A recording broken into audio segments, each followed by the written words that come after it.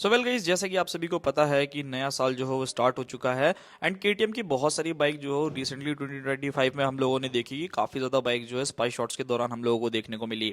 चाहे मैं केटीएम के आरसी 450 के बारे में बात करूँ, ड्यूक 450, एडीवी 450 के बारे में बात करूँ, तो सभी बाइक जो है ऑलमोस्ट स्पाई हो चुकी थी।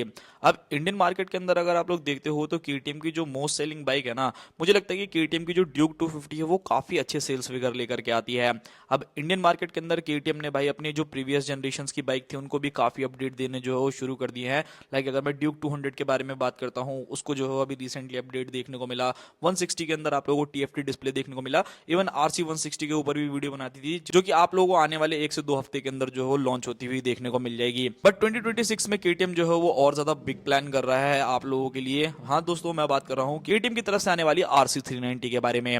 अब ऑलरेडी इस बाइक की जो स्पाई शॉट्स है ना भाई, वो बहुत बार हम लोगों को देखने को मिल चुकी है। मतलब पता नहीं कितनी बार जो है इसकी टेस्टिंग के दौरान हम लोगों को फोटो देखने को मिली है। एंड ऑब्वियसली देखो, अगर आप केटीएम को देखोगे सो इन लोगों ने क्या किया था कि जब इनकी ड्यूक की जो सीरीज आती थी उसको तो काफी हद तक अपग्रेड किया था। लाइक जो आप लोगों की ड्यूक 390 थी उसको पूरी तरीके से जो है न्यू जनरेशन में लेकर के आए थे। एंड ओवरऑल अगर आप लोग देखोगे तो बहुत सारे चेंजेस किए थे। चाहे मैं डिजाइनिंग वाइज बात करूँ, इंजन वाइज बात करूँ, फीचर, मतलब एक तरीके से आप कह सकते हो कि पूरी की पूरी न्यू जनरेशन जो है वो लेकर के आए थे। अब आरसी फैंस जो थे भाई, वो कहीं ना कहीं जो है इस बाइक का इंतजार कर रहे थे कि ये जो 399 सीसी वाला इंजन है वो हम लोगों को आरसी में कब देखने को मिलेगा। इंटरनेशनल मार्केट के अंदर तो ये न जाने कितनी बार जो है इस बाइक की स्पाई शॉट्स हम लोगों के सामने आई है। मतलब ऑलमोस्ट काफी हद तक काफी अच्छे चेंजेस किए गए हैं इस बाइक के अंदर। एंड स्पेसिफाइड अगर आप लोग देखोगे ना तो आपको देख करके ही समझ में आ रहा होगा कि जैसा आपको ड्यूक 390 देखने को मिलती है, सेम वही चेंजेस जो है इस बाइक के अंदर भी होने वाले हैं। केटीएम की अगर आप आरसी 390 का इंतजार कर रहे हो सो भाई मेरे को लगता है कि 2026 वो साल रहने वाला है जब आप अपनी ड्रीम बाइक को जो हो ऑफ कोर्स अचीव कर सकते हो। कैसे कर सकते हो? यहाँ पर अगर आप स्पाई शॉट्स देखोगे तो ये बाइक जो है वो पूरी की पूरी new looks, new engine and उसी के साथ न्यू डिजाइनिंग के साथ जो है इंडियन मार्केट के अंदर आ रही है। आरसी 390 का जो सेकंड जनरेशन आया था उससे लोग जो है वो उतना ज्यादा खुशहाल नहीं थे, बिकॉज कहीं ना कहीं लोगों को जो लुक्स पसंद आया करती थी वो जनरेशन 1 की आती थी। खट्टे मीठे जो रिव्यूज थे, काफी लोगों को पसंद भी थी, काफी लोगों को नहीं भी थी। बट मुझे लगता है कि जो अब आपको लोगों को आरसी 390 देखने को मिलने वाली है ना 2026 में, लिटरली ये किलिंग मशीन रहने वाली है। यहाँ पर पावर फिगर से लेकर के फीचर्स में बाकी सारी चीजें मिलेगी। सबसे पहले लुक्स एंड डिजाइन के बारे में बात करते हैं। इस बाइक का जो ओवरऑल पूरा का पूरा लुक्स एंड डिजाइन है उसको कंपनी जो है वो पूरी की पूरी जो डिजाइनिंग है अब आप लोगों को जो है वो बिगर बाइक से इंस्पायर देखने को मिलने वाली है, जो मुझे लगता है कि होनी भी चाहिए। ऑब्वियसली वो लुक जो है वो काफी ज्यादा बेटर एंड काफी ज्यादा अच्छा देखने को मिलता है। अब इस बाइक को अगर आप लोग देखोगे तो पहले जैसे आप लोगों को आरसी के अंदर हेडलाइट्स देखने को मिला करती थी, कुछ उसी टाइप की डिजाइनिंग के साथ जो है ये बाइक को लेकर के आ रहे हैं। वैसे तो जितनी भी इमेजेस आई हैं वो प्रॉपर मेरे को ऐसा लगता नहीं है कि पूरी तरीके से प्रोडक्शन रेडी वर्जन है। कुछ और चेंजेस जो है ऑफ कोर्स बाकी हैं इन बाइक्स के अंदर। अब वो तो देखना हमें जब भी पड़ेगा जब ये बाइक जो है इंडियन मार्केट के अंदर लॉन्च होगी। बट ओवरऑल अगर आप थोड़ी बहुत इमेजेस भी देखोगे ना, इससे कहीं ना कहीं आपको काफी हद तक अंदाजा आ जाएगा कि आखिर केटीएम जो है वो करने क्या वाला है।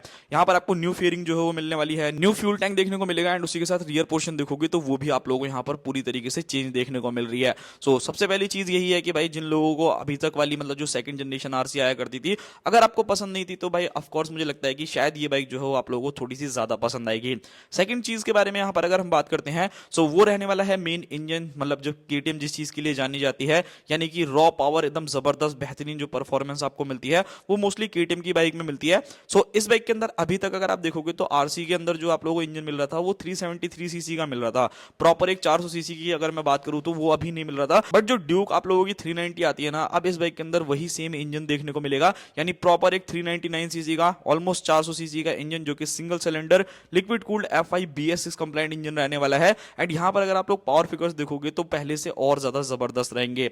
अभी तक समथिंग अराउंड 43 bhp तक का मैक्सिमम पावर जनरेट करती थी, बट अब इस बाइक के अंदर आपको 46 bhp तक का maximum power and 39 newton metre तक का टॉर्क जो है वो जनरेट करते हुए देखने को मिलेगी with a 6 speed gear box. So I think so कि मतलब पावर जो है वो बहुत ज्यादा जबरदस्त रहेगा। अगर आप इसके सेगमेंट में देखते हो, मतलब अगर आप लोग किसी भी बाइक से कंपेयर कर रहे हो जो भी 400 सीसी में फियर्ड आती है उसके कंपैरिजन में, तो इस बाइक का पावर जो है वो और ज्यादा इंक्रीज होने वाला है। सो मुझे लगता है कि बहुत ज्यादा बेहतरीन चीज है। 39 न्यूटन मीटर टॉर्क मैंने आप लोगों को बता दिया। नाउ यहाँ पर अगर आप लोग अब इस बाइक की इमेजेस को चेकआउट करोगे ना तो यहाँ पर आपको और भी चीजें जो है वो चेंज देखने को मिलेगी। कैसे देखने को मिलेगी? केटीएम को अगर आप लोगों ने मोस्टली देखा होगा तो केटीएम की बाइक्स जैसे स्पेशली अगर मैं आरसी 390 के बारे में बात करूं, उसकी सीट हाइट जो है वो अच्छी खासी ऊंची है। मतलब लगभग लगभग आप लोग मान करके चल सकते हो कि इस बाइक की जो अभी करंट वाली बाइक आती है उसकी जो सीट हाइट आपको मिलती है समथिंग अराउंड 835 mm की देखने को मिलती है। जिसकी वजह से होता क्या है कि अगर एक शॉर्ट राइडर इस बाइक को लेने की कोशिश करता है ना तो वो कहीं ना कहीं पीछे हट जाता है। एक तो बाइक की सीट हाइट जो है वो अच्छी खासी ऊंची है जिसकी वजह से शॉर्ट राइडर जो है वो चला नहीं पाते। बट यहाँ पर अगर अगर आप लोग देखोगे ना तो जो चैसी है, जो फ्रेम है, उसको भी जो है वो यहाँ पर कंपनी ने पूरी तरीके से चेंज कर दिया है, जिसकी वजह से इस बाइक की जो सीट हाइट है ना, वो जैसे ड्यूक 390 आती है ना, कुछ उसी टाइप की आपको सीट हाइट मिलेगी। समथिंग अराउंड 820 mm के आसपास में आप लोग मान करके चल सकते हो कि भाई आपको इतना जो है इस बाइक का सीट हाइट मिलेगा। अब इससे होगा क्या कि भाई जिन लोगों को, जिन जो शॉर्ट राइडर्स थे, जिनके ड्रीम बाइक थी कि नहीं भाई मेरे को आरसी 390 लेनी है, अब वो ऑफ कोर्स ले सकते हैं। उसका रीजन क्या है, अगर आप लोग नॉर्मल आरसी को देखोगे तो उसके अंदर ना बनाना स्विंग आर्म नहीं देखने को मिला करता था, बट अभी इस बाइक के अंदर अगर आप देखोगे तो बनाना स्विंग आर्म है। एंड अगर आप लोग यहाँ पे सस्पेंशन देखोगे ना, जो मोनोशॉक एब्जॉर्बर आता है उसको स्लाइटली जो है ना आगे की तरफ जो है झुका दिया है, जिसकी वजह से जो है इस बाइक की सीट हाइट आप लोगों को काफी कम मिलती है। सो ये एक काफी प्लस पॉइंट है। वेट में भी ऑब्वियसली भाई यहाँ पर अगर आप वेट देखोगे तो थोड़ा बहुत जो है वो हो सकता है कि इंक्रीज आप लोगों को देखने को मिले आरसी 390 के अंदर जो न्यू जनरेशन आएगी। एंड ग्राउंड क्लियरेंस भी एक बहुत ज्यादा इशू रहा करता था, जिसे केटीएम ने अपनी ड्यूक सीरीज में पूरी तरीके से खत्म किया था। तो यहाँ पर हो सकता है कि आप लोगों को जो ग्राउंड क्लियरेंस 158 मिलता है ना, वो जो है वो थोड़ा सा और ज्यादा जो है आप लोगों को मिल जाएगा, जिससे अगर आप लोगों को हल्का फुल्का ब्रेकर्स एंड बाकी सारी चीजों पे निकलना हो या हल्की फुल्की ऑफ रोडिंग करनी हो, जो कि मैं रिकमेंड नहीं करता ऐसी बाइक से, बट आपको पता है कि इंडियन रोड्स कैसे हैं, तो वहां पर कभी कभी सिचुएशन ऐसी आ जाती है जब आपको ग्राउंड क्लियरेंस ज्यादा चाहिए होता है। नेक्स्ट चीज यहाँ पर अगर आप नोटिस करोगे तो इस बाइक का जो एग्जॉस्ट है ना, अभी तक आपको यहाँ पर जो है वो कंपनी एक्रापॉविक का एग्जॉस्ट देती थी, जो कि बाहर की तरफ मफलर देखने को मिला करता था। बट अभी इस बाइक को देखोगे तो एक्जैक्टली सेम ड्यूक 390 की तरह ही अब इस बाइक के अंदर आपको अंडर बैली एग्जॉस्ट देखने को मिल रहा है, जो मेरे हिसाब से काफी सुंदर लगता है भाई, कोई दिक्कत नहीं है। फ्यूल टैंक भी देखोगे तो ऑब्वियसली अब थोड़ा सा बड़ा हो जाएगा। अभी वाली आरसी के अंदर आपको 13 लीटर तक के आसपास का फ्यूल टैंक मिलता है, तो इसके अंदर 14-15 लीटर का जो है वो फ्यूल टैंक रहने वाला है।